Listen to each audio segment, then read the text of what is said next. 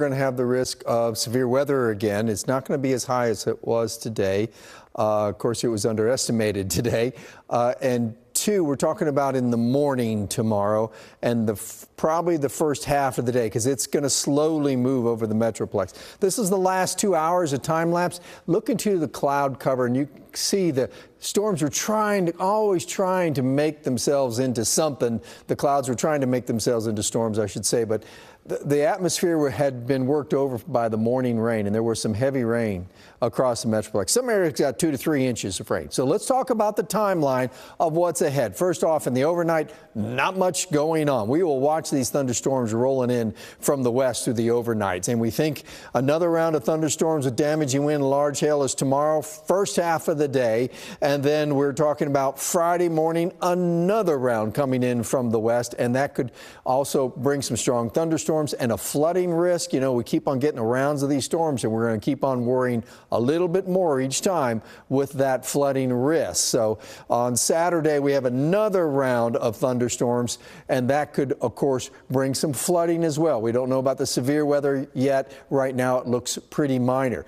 But the storms threat the mid-morning and across mid-afternoon. That's the best guess right now. I'll explain that a little bit more, but yet another round possible Friday morning. We're in the unsettled period of time in the spring when we get a lot of thunderstorms. So what we're looking at here is this. This is the thunderstorms developing out in West Texas tonight. Can you see them just bubbling up?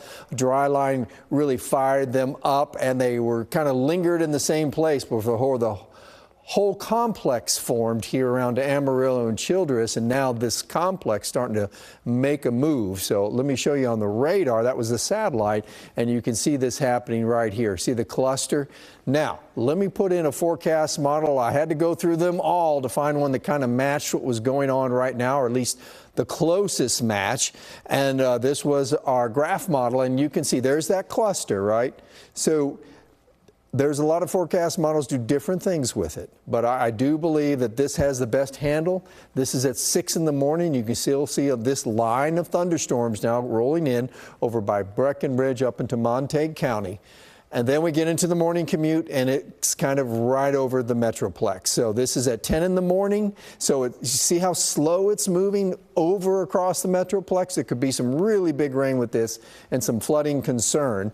And then as we get past the noon hour, it's still over here out into our eastern counties. This is Friday, by the way. Friday, we watched this thing come in, and right now, this looks pretty early, like it could be early Friday morning.